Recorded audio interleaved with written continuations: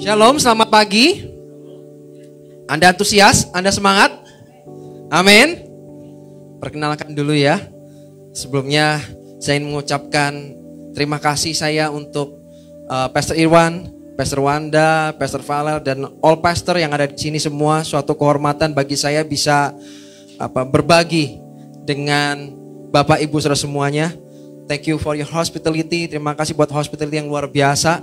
Ya, saya sangat diberkati dari kedatangan sampai pada kemarin. Dan saya juga percaya habis ini pun saya pasti merasa sangat diberkati melalui sharing-sharing testimoni dengan teman-teman semua di sini. Terima kasih banyak. Dan terima kasih juga buat teman-teman yang melayani baik di tim Praise and Worship maupun multimedia. Terima kasih banyak. Asher, terima kasih banyak. Dan izinkan saya memperkenalkan diri saya terlebih dahulu. Nama saya Albertus Dwi Saputra, saya dari Semarang. Walaupun tadi barusan saya lihat tuh ya, tadi ada gereja Katolik. Saya bingung, kok nama saya ada di situ ya. Tapi by the way saya nggak di situ. Oke, saya Albertus Dwi Saputra, saya dari Semarang. Saya dipercaya menjadi bagian dari tim pastoral dari JKI Marsan Semarang sebagai Community and Action Pastor di sana. Dan kalau Bapak Ibu saudara semua pernah mendengar tentang Unlimited Fire Conference, saya merupakan bagian dari tim leaders di sana. Jadi senang bisa berjumpa dengan Bapak Ibu saudara semuanya di sini. Saya tidak datang seorang diri, saya bersama dengan istri dan anak saya. Nah, bisa berdiri mungkin? Nah, biar yang lain juga bisa tahu. Oke, yuk. Nah, gitu. Ya, thank you. Ya. Jadi walaupun wajah saya masih imut-imut ya Bapak Ibu ya, tapi sudah menikah ya. Oke. Hari ini saya diberikan tema yang menurut saya sangat menarik sekali.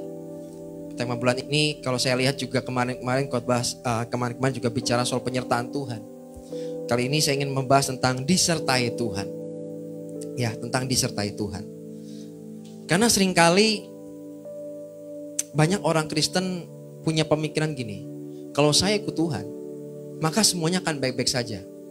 Tanpa masalah, tanpa ada air mata, ya kan? Terus kalau tiba-tiba mengalami tantangan, masalah, kita merasa bahwa apakah Tuhan tuh menyertai saya ya? Kita berpikirnya tuh kalau disertai Tuhan semuanya everything is well gitu loh. Semua baik-baik aja. Apakah itu benar? Ya. Apakah itu benar seperti itu? Tuhan tidak pernah berjanji kalau ikut Dia tidak akan pernah ada masalah, tapi Tuhan berjanji kalau Dia akan menyertai. Ya. Jadi seringkali kita tuh berpikirnya kalau kita menghadapi masalah maka kita berpikir seringkali apakah Tuhan tuh masih menyertai saya? Padahal Tuhan itu selalu menyertai. Bagaimana dengan kabarnya Daniel, Bapak Ibu? Kurang apa Daniel itu, kurang apa? Ya. Dia berdoa cari Tuhan 3 kali sehari kayak orang minum obat. Ya, pagi, siang, petang. Dia cari Tuhan, dia tekun. Tapi dia gak luput tuh masuk ke gua singa juga. Ya kan? Itu menarik. Apa Daniel kurang disertai Tuhan ya? Kok masuk ke gua singa? Hari ini izinkan saya memberikan perspektif yang berbeda. Karena seringkali kita punya perspektif bahwa kalau ikut Tuhan semuanya enak-enak semua. Nyaman. No. Kalau kita lihat Daniel masuk gua singa. Kalau kita lihat teman-teman Daniel, Sadrak, Mesak, Abednego, tidak luput dari namanya masuk dapur perapian. Ya kan? Perapian api. Yang panas 7 kali lipat dari biasanya lagi. Yang biasa aja bisa membuat orang mati, meninggal, apalagi dibuat 7 kali lebih panas. Tuh mereka gak luput dari itu semua. Bagaimana dengan kabarnya Daud? Daud pernah mengalami dia berbeban berat. Sampai seakan-akan dia merasa bahwa Allahnya meninggalkan dia. Ya kan? Terus apa kabarnya Paulus? Apakah Paulus ini kurang disertai Tuhan apa gimana ya? Dia pernah berkata bahwa dia minta Tuhan untuk mencabut duri dalam dagingnya. Bagaimana dengan Elia yang pernah merasa sendirian? Ya. Merasa sendirian. Padahal ini orang disertai Tuhan kan? Tapi pernah tuh mengalami masa-masa seperti itu. Saya ingin menunjukkan tokoh-tokoh di Alkitab.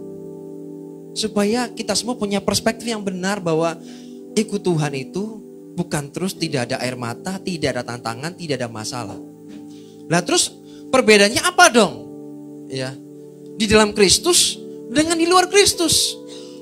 Saya ingin berkata begini, di dalam Yesus sekalipun kita punya tantangan, sekalipun kita punya masalah, sekalipun kita punya pergumulan yang berat, di dalam Yesus ada yang namanya pengharapan. Pergumulannya berat. Bedanya apa dengan yang di luar sana yang belum mengenal Kristus dengan kita yang sudah mengenal Kristus? Di dalam Kristus ada pengharapan. Di dalam Kristus ada kekuatan. Di dalam Kristus ada sukacita. Amin. Sukacita itu berbeda dengan happy. Bapak Ibu Saudara semua. Happy itu kita happy kenapa? Kita bahagia karena keadaan. Karena ada sesuatu yang membuat kita senang. Maka kita happy. Tapi berbeda dengan sukacita. Kita bisa bersukacita walaupun kita sedang menderita.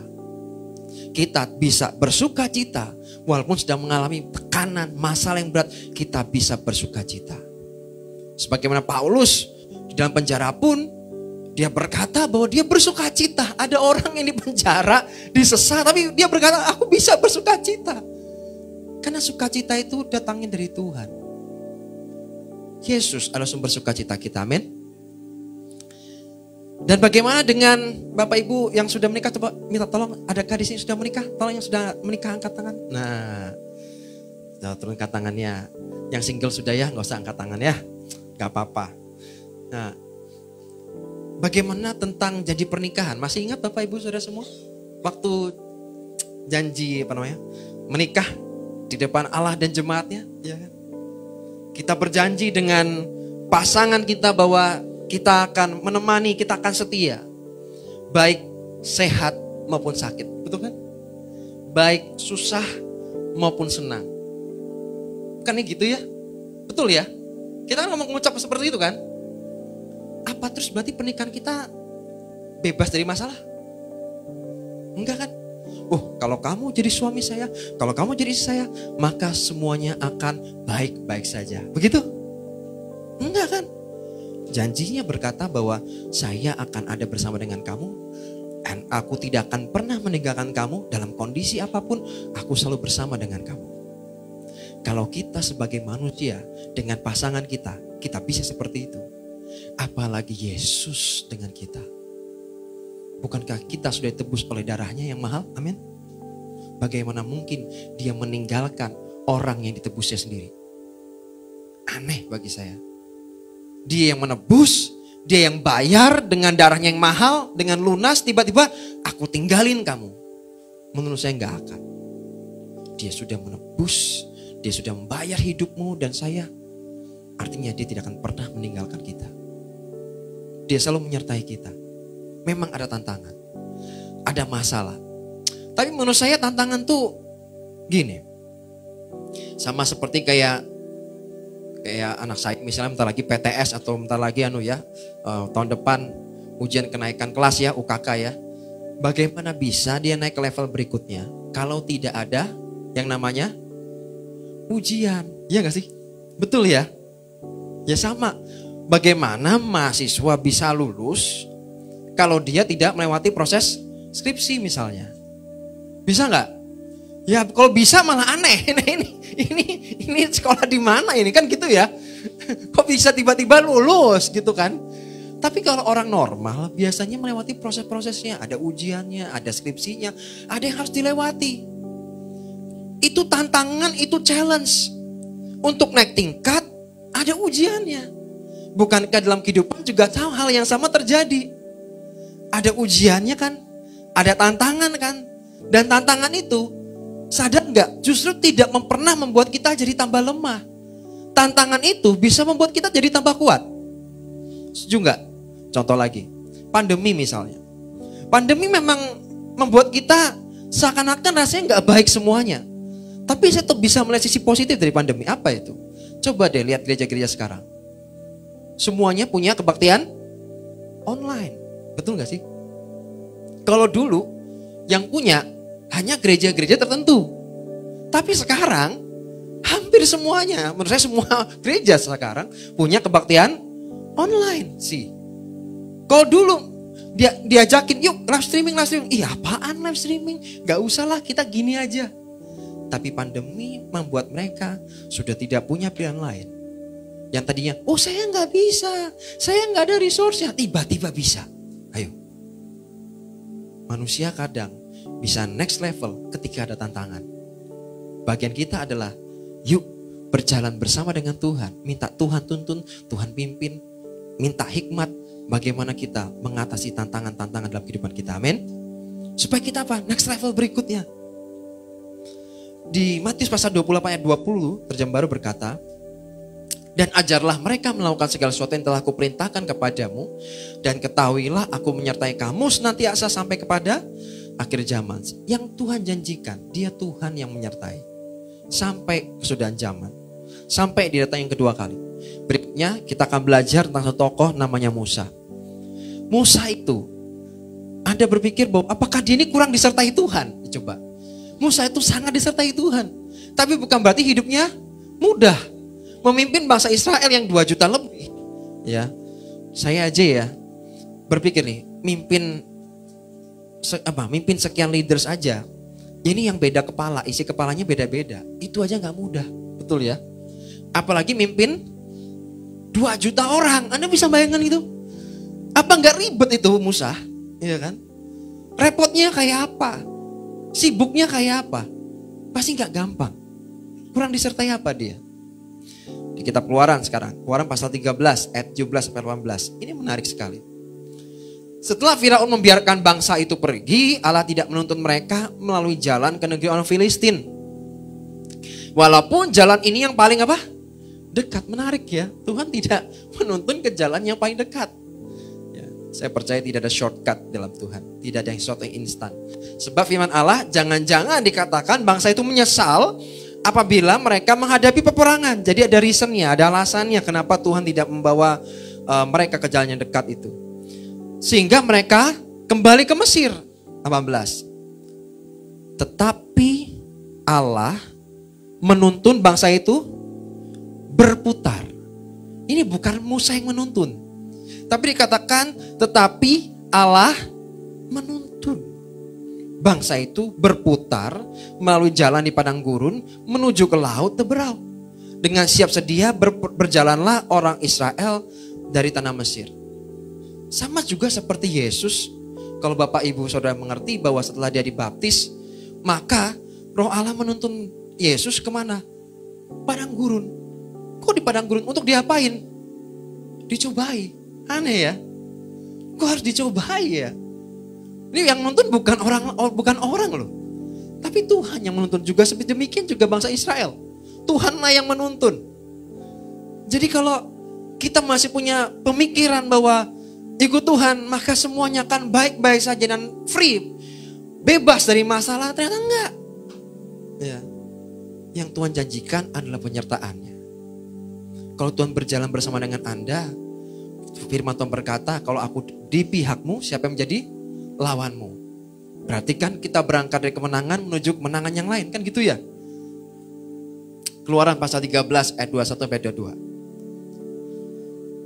Ini menarik sekali. Tuhan berjalan di depan mereka pada siang hari dalam tiang awan untuk menuntun mereka di jalan, dan pada waktu malam dalam tiang api untuk menerangi mereka, sehingga mereka dapat berjalan siang dan malam. Ini mungkin tidak akan pernah terulang. Bagaimana Tuhan ya menuntun suatu bangsa yang besar dengan tiang awan, dengan tiang api. Mereka bisa berjalan baik siang maupun malam. Mungkin hari ini kita sedang mengalami saya percaya dalam kehidupan kita tuh sebagai seorang Kristen, mengikut Kristus.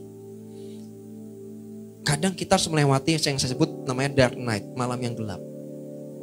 Bukan karena Anda melakukan kesalahan, bukan.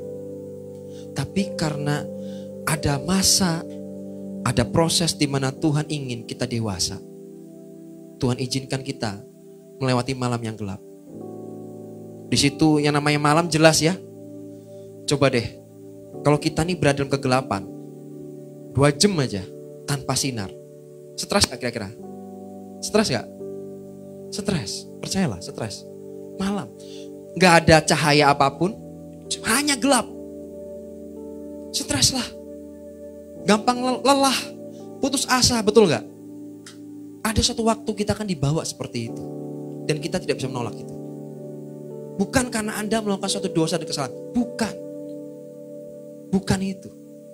Tapi Tuhan, yang Tuhan inginkan adalah kita bertumbuh dewasa dan kenal pribadinya. Ini menarik. Setiap kita akan mengalami. Tapi percayakah bahwa sekalipun Anda mengalami dark night, malam yang gelap itu, ada Tuhan yang menyertai. Ada Tuhan yang tidak pernah meninggalkan. Anda sedang mengalami masalah, namun belum mengerti ini gimana caranya untuk mengatasi ini. Anda gak ngerti. Sudah berdoa lama banget tapi gak dijawab-jawab. Mari tetap berharap dengan Tuhan. Mari tetap percaya dengan Tuhan. Percaya. Dia Allah Immanuel. Dia Allah yang menyertai Anda. Amin. Keluaran 33 ayat 12-14. Lalu berkatalah Musa kepada Tuhan, memang engkau berfirman kepadaku, suruhlah bangsa ini berangkat, tapi engkau tidak memberitahukan kepadaku siapa yang akan kau utus bersama-sama dengan aku. Namun demikian engkau berfirman, aku mengenal namamu dan juga engkau mendapat kasih karunia di hadapanku. Maka sekarang jika aku kiranya mendapat kasih karunia di hadapanmu, beritahukanlah kiranya apa? Jalanmu kepadaku. Sehingga aku mengenal engkau. Nanti kita akan bahas secara lebih spesifik. Ya, menarik sekali itu. Musa nggak minta Tuhan nyatakan perbuatanmu, Tuhan nyatakan mujizatmu, enggak. Musa berkata, beritahukan kiranya apa? Jalanmu. Dia nggak minta Tuhan perlihatkan perbuatanmu. Seringkali kan kita sebagai anak Tuhan mintanya apa? Tuhan, perlihatanlah mujizatmu. Padahal tidak semua mujizat membuat kita bertumbuh dan ingin kenal Tuhan lebih. Setuju? Berapa banyak orang mengalami kesembuhan, mujizat kesembuhan, tapi berapa banyak betul ujung-ujungnya justru meninggalkan Tuhan dan jauh dari Tuhan. Justru ketika dia sakit membuat dia berharap, Tuhan tolong saya, sembuhkan saya. Tapi ketika dia sembuh, justru dia malah jauh dari Tuhan dan meninggalkan Tuhan. Apakah mujizat itu? Anda masih cari mujizat? Seringkali mujizat tidak membuat kita bertumbuh dan ingin kenal Tuhan lebih dan lebih lagi. Justru dalam kita mengalami kelemahan, justru ketika kita mengalami kekurangan, di situ kita berharap sama Tuhan. Tuhan, kalau Kau gak tolong aku gak tahu lagi aku harus bagaimana. Harapanmu hanya bergantung kepada Tuhan. Tapi ketika Anda gak ada masalah, itulah ujian pencobaan yang sungguhnya. Tetap cari Tuhan atau Anda lupa dengan Tuhan. Musuh, saya pernah diceritakan, jadi ada teman dari misionaris dari China. Dia orang Semarang tapi udah pulang. Ya. Bagaimana dia cerita jemaat di sana modelnya underground ya. Jadi yang underground punya bukan yang resmi, underground punya. Jadi mereka itu bahkan untuk ibadah ya. Untuk ibadah aja. Kalau Anda pernah nonton film spy, Mata-Mata, nah itu ya. Nanti mereka menyebut untuk beribadah itu di suatu lokasi. Mereka nggak langsung. Nanti kayak di sini, alamatnya di Harapan Indah, ruko ini gini-gini, jelas clear. Ini enggak. Sepotong, nanti ketemu di stasiun ini ya. Sepotong lagi, udah nyampe, nanti ketemu di terminal ini ya. Nanti ketemu di gedung ini ya. Terus begitu. Nanti di gedung pun sudah diatur. Nanti kita jalan berdua-dua, bertiga-tiga, gak boleh rombongan. Kalau rombongan nanti dicurigai, bisa ditangkap. Jadi jalannya bagaimana mereka begitu militannya, begitu diatur, cara jalannya diatur supaya tidak terlihat mencurigakan. Ya. Anda bisa bayangkan itu untuk beribadah mereka bisa seperti itu. Dan kalau saya tanya, musuhnya apa sih yang membuat mereka nanti bisa undur dari Tuhan? Satu, yang membuat mereka bisa undur dari Tuhan, apa itu? Kenyamanan. Rasa nyaman bisa membuat kita undur dari Tuhan. Iya. Yang mereka takutkan itu apa? Nyaman. Karena di pressure aja mereka sungguh-sungguh baca Alkitab, karena di sana Alkitab agak susah. Mereka menghafal. Ya kalau kita kan gak menghafal ya, karena terlalu banyak mungkin ya Alkitabnya ya. Karena anak begitu bebasnya, jadi kurang menghargai. Jadi kalau di sana itu sangat terbatas, jadi bagi mereka ini berharga sekali ini. Beda cara mengikut Tuhannya beda sekali. Yang satu karena ditekan, jadinya seperti itu. Yang satu karena udah nyaman sekali, nggak ada tekanan apa-apa, membuatnya ya udahlah, ya kan? Ya ibadah tinggal ibadah. Padahal yang kita tuh dikasih privilege sama Tuhan untuk bisa ibadahnya enak, bisa ASEAN. Ya, kenapa kita nggak lebih sungguh-sungguh lagi cari Tuhan lebih gitu loh? Amin. Saya berdoa setelah ini kita punya cara pandang bahwa jangan kejar mujizatnya. Tapi ketika kita mengalami masalah, pergumulan atau apapun itu, yang kita perhatikan adalah melalui peristiwa ini, Tuhan itu pengen bicara apa melalui hidup saya. Melalui masalah dan pergumulan ini, Tuhan tuh pengen bicara apa sama saya. Karena saya percaya Tuhan tuh rindu untuk menyatakan jalan-jalannya, rencananya atas setiap kehidupan kita. Amin. Jadi jangan cuma minta kalau ada masalah, Tuhan angkat masalahku. Gak akan diangkat Bapak Ibu Saudara semua. Tapi kalau Anda minta hikmat, Tuhan kasih aku hikmat, kasih aku kekuatan, berikan aku anugerah-Mu dan mampukan aku. Tuhan akan beri itu. Amin. Jadi harus diganti. Dikatakan sehingga aku mengenal Engkau supaya aku tetap mendapat kasih karunia di hadapan-Mu. Ingatlah bahwa bangsa ini umat-Mu. Lalu ia berfirman, aku sendiri hendak membimbing Engkau dan memberikan ketentraman kepadamu. Mazmur 137, menarik. Ada ayatnya. Dikatakan ia telah memperkenalkan jalan-jalannya kepada Musa, perbuatan-perbuatannya kepada orang Israel. Bedanya apa sih?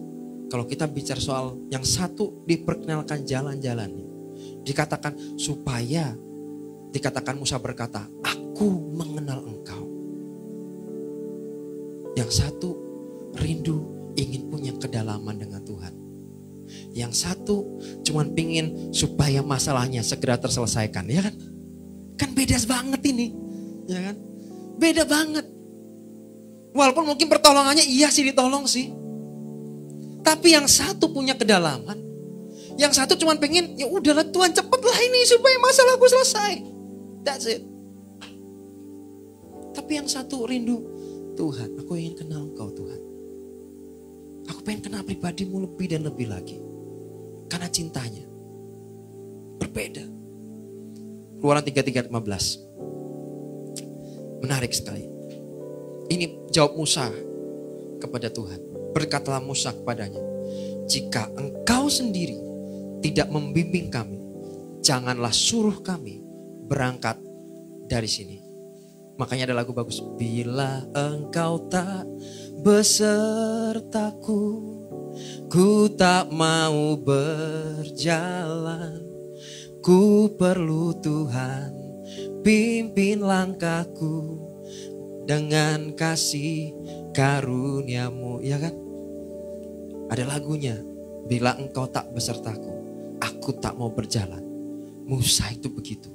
Jangan suruh aku jalan kalau Engkau tidak bersama-sama dengan kami. Aku tidak mau jalan. Padahal firman Tuhan berkata sebenarnya Tuhan tuh udah utus malaikatnya untuk berjalan. Tapi Musa gak mau jalan dengan malaikatnya.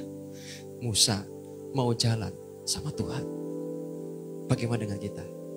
Mau gak jalan sama Tuhan? Kalau kita pengen Tuhan sertai aku, ya kan? Berarti harus jalan bareng sama Tuhan. Walaupun seringkali kita mendahului Tuhan, ya kan? Seringkali kita yang mendahului Tuhan. Disuruh jalan bareng malah duluan, kan gitu ya? Yuk Tuhan jalan bareng, tapi nyatanya duluan gitu ya. Ya itu bukan jalan bareng namanya ya. Nah, untuk sampai pada level kita punya apa ya, kedalaman dengan Tuhan. Menurut saya apa sih yang diperlukan? Ya, menurut saya ada satu kata namanya trust. Ya dong. Untuk kita bisa percaya ikut Tuhan dengan sungguh-sungguh bahwa segala sesuatu yang terjadi dalam kehidupan kita adalah demi kebaikan kita, akan mendatangkan kebaikan buat kita. Itu perlu trust. Dan untuk bisa trust dengan Tuhan dibutuhkan pengenalan dan kedalaman dengan Tuhan. Setuju dengan ini? saya sulit percaya sama orang kalau saya nggak kenal orang itu. Betul nggak ya?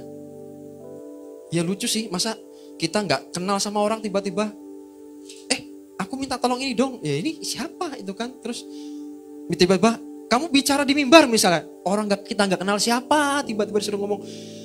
Ya menurut saya kalau saya nggak kenal Pastor Irwan atau Pastor Irwan nggak kenal saya, nggak mungkin nyampe sini, betul ya? Artinya kan punya pengenalan. Jadi kalau kami di Semarang itu, kita kalau ngomong berdua bisa 3 jam mungkin ya, Pastor ya. Kita kalau berdua ngobrol di Semarang itu bisa berjam-jam. Percaya nggak Bapak Ibu? Yang dibahas apa? Bukan gospel.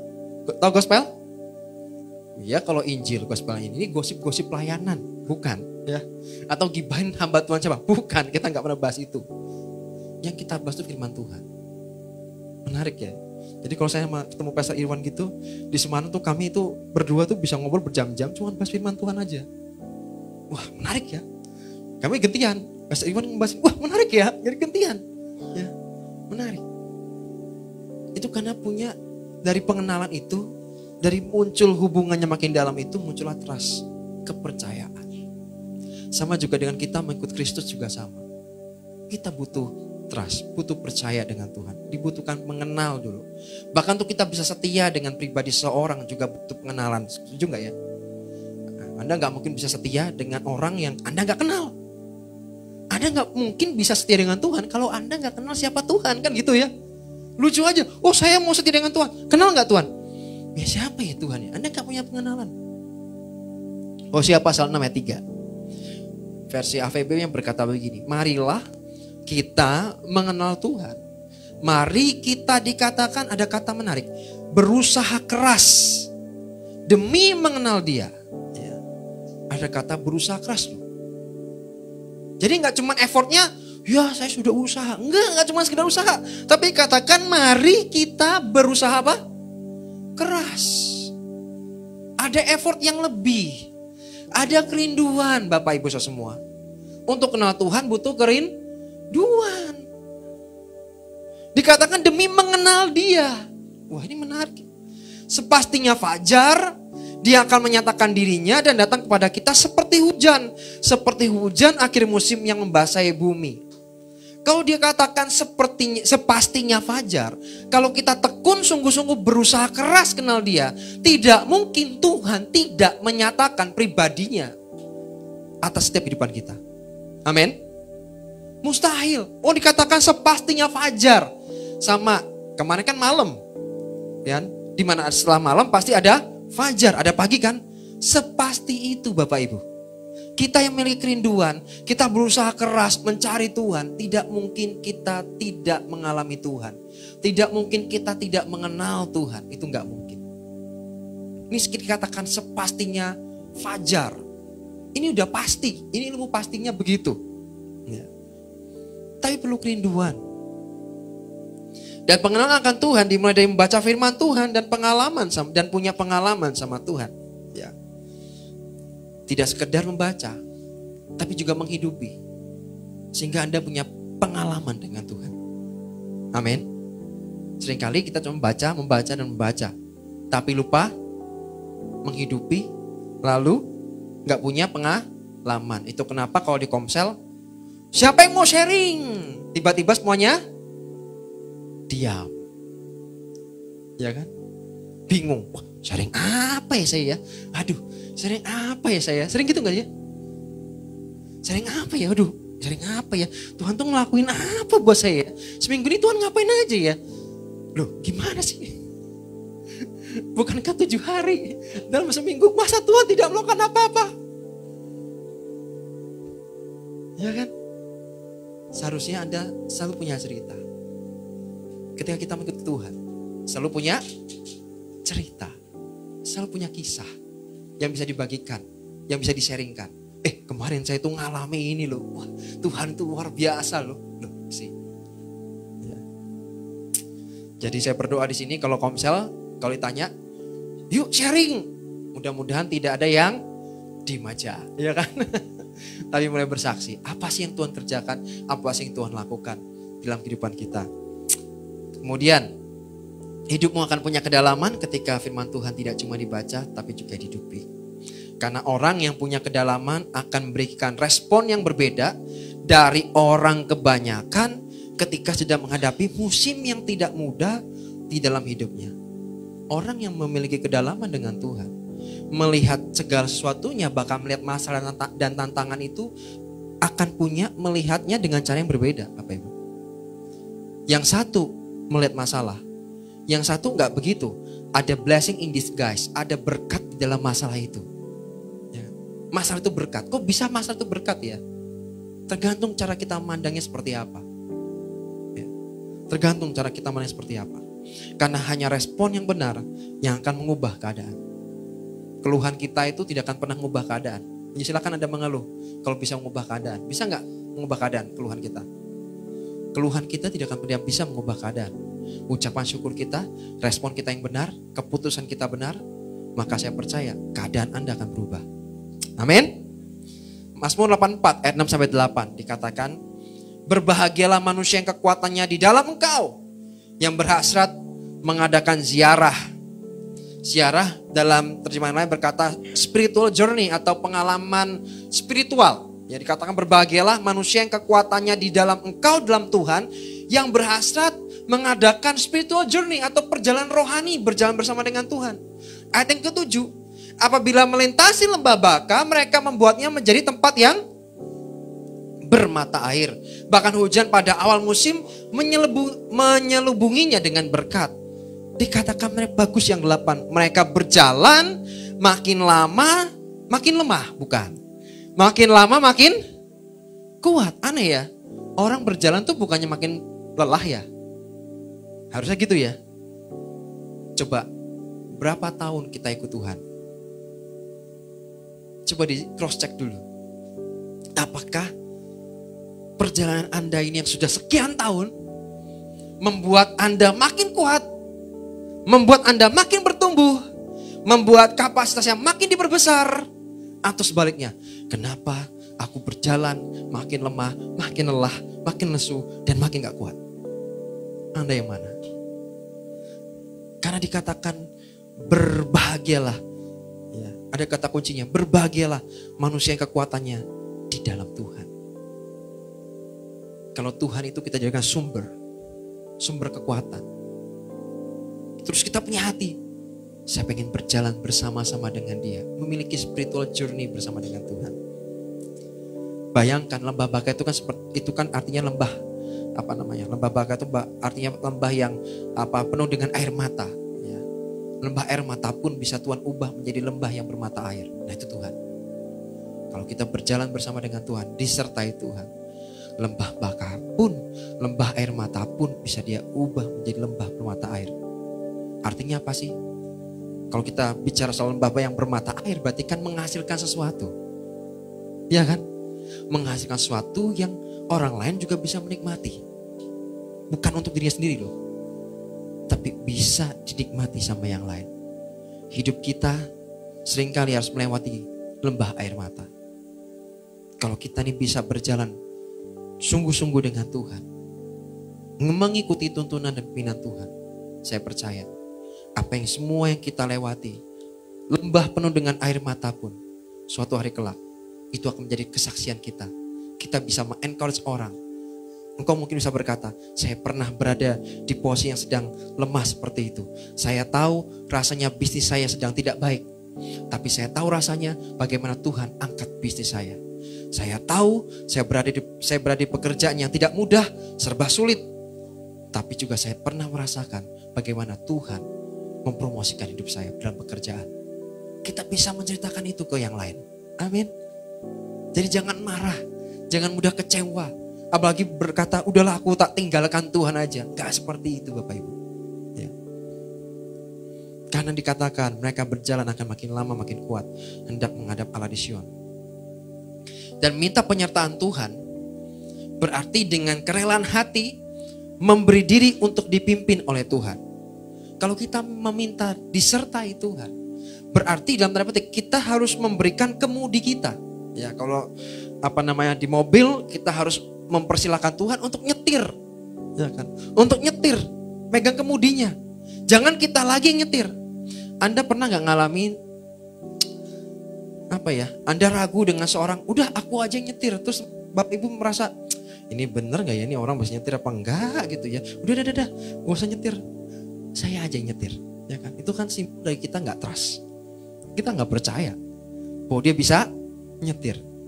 Padahal mungkin ini orang udah lisensinya udah jadi driver berpuluhan tahun. Ya. Bagaimana dengan Tuhan? Apakah kita tidak pernah mengizinkan Tuhan untuk memegang kemudi dalam hidup kita? Mengizinkan Tuhan untuk pimpin kita. Artinya kan kita harus memberi diri untuk rela kan? Rela, Tuhan ini kemudi hidupku, silakan. Tuhan yang pimpin, Tuhan yang bawa. Bagian saya adalah percaya bahwa ini akan sampai pada tempatnya. Sampai kepada tujuan Tuhan yang luar biasa, yang ilahi. Sampai dan genap rencanamu atas hidup saya. Kan gitu kan? Mau gak menyerahkan kemudinya? Biar Tuhan yang pimpin. Bukankah seringkali Tuhan pimpin saya ya, terus abis itu kemudian kita yang pegang lagi. Ini kan artinya kita gak percaya sama Tuhan. Ya. Yohanes pasal 3:30, padahal dikatakan ia harus makin besar, tetapi aku harus makin kecil. Bukankah Yesus itu yang harus makin besar, kitanya yang harus makin kecil. Semakin kitanya kecil, saya percaya kuasa Tuhan akan makin dahsyat, Bapak Ibu Saudara semua. Di dalam kehidupan Bapak Ibu, manifestasinya akan dinyatakan sungguh-sungguh. Kenapa? Karena dianya makin besar, kitanya makin kecil. Saya percaya itu. Saya tidak bisa membayangkan, wah betapa powerfulnya Anda gitu ya. Ketika ada orang sakit, gak usah pakai tim bersama, mari kita menyembah Tuhan dulu. No. Cukup dengan, dalam nama Yesus aku percaya, engkau sembuh. Dan terjadi kesembuhan di sana. Saya suatu kali mengalami Bapak Ibu. Ada seorang ibu cleaning service di gereja. Terus dia ini belum percaya Yesus. Dia masih saudara sepupu kita. Dia mengeluh bahwa, Pak tolong doakan nih, tangan saya susah sekali Pak untuk bergerak, ini sakit sekali. Dan waktu itu saya lagi cepat-cepat karena sudah telat meeting, ya ditunggu untuk meeting, rapat. Lalu saya doa, tapi Bu saya doakan ya Bu ya. Saya doakan, oke, didoakan. Saya doakan di dalam nama Yesus, Tuhan berikan kekuatan. Dan puji Tuhan, Bu lakukan yang tidak bisa dilakukan. Dia mulai praktek, dia mulai angkat. Wah, kenapa? Kenapa Bu? Puji Tuhan. Wah, bisa ngomong puji Tuhan lagi. Sudah sembuh. Wah, sudah sembuh, ya kan? Manifestasinya makin dinyatakan. Saya mengalami ini gak cuma sekali dua kali Bapak Ibu. Jadi semakin kitanya makin kecil, kita mengizinkan Tuhan yang pimpin, manifestasinya, kuasanya akan lebih besar. Amin. Kita akan lihat dan betul mengalami, Tuhan tuh luar biasa ya. Wow, Tuhan tuh dahsyat. Jadi bukan apa kata orang, apa kata hamba Tuhan, bukan.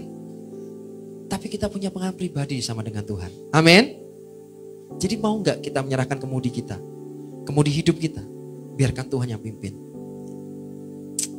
Karena rela, kalau kita bicara soal kerelaan, rela itu bukan berarti asal-asalan. Ya Tuhan nih, gitu ya, nggak gitu ya. Bukan asal, melainkan memiliki standar dalam pengertian. Jadi memiliki understanding. Kenapa saya harus menyerahkan kemudi hidup saya ke Tuhan? Tentunya saya punya pengertian. Kenapa saya harus berikan itu? Karena kita tahu bahwa kalau bukan Tuhan, saya nggak bisa apa-apa, kan gitu kan? Di luar Tuhan, kita tidak dapat berbuat apa-apa. Kalau kita punya understanding seperti itu, mau nggak mau hidup kita akan terus bergantung dengan Tuhan. Terus ada perbedaan antara berserah dengan menyerah. Kalau kita mau rela ya, berserah itu bukan berarti menyerah. Ya, berserahlah kepada Tuhan, tapi jangan menyerah kepada keadaan. Saya closing dengan ini. Mazmur pasal 23 ayat 1-5. Dikatakan, Mazmur Daud, Tuhan adalah gembalaku, takkan kekurangan aku. Bapak Ibu mulai perhatikan ya kata-katanya ya. Ia membalikan aku di padang yang berumput hijau. Ia membimbing aku ke air yang tenang. Ia menyegarkan jiwaku. Ia menuntun aku di jalan yang benar oleh karena namanya. Perhatiin berikutnya. Tiba-tiba berubah. Sekalipun aku berjalan dalam lembah kekelaman, aku tidak takut bahaya. Sebab apa? Ia beserta aku. Begitu? Enggak. Sebab apa? Engkau besertaku. Gadamu dan tongkatmu itulah yang menghibur aku. Kemudian apa? Engkau menyediakan hidangan bagiku di hadapan lawanku. Engkau mengurapi kepalaku dengan minyak, pialaku penuh melimpah. Perbedaannya di mana sih? Ia dan engkau, betul. Kata ganti ia merupakan kata ganti orang ketiga. Tapi kalau kita bicara kata ganti engkau, ini menurut KBBI ya, ini sudah menurut Kamus Besar Bahasa Indonesia, jadi nggak ngarang bebas ini.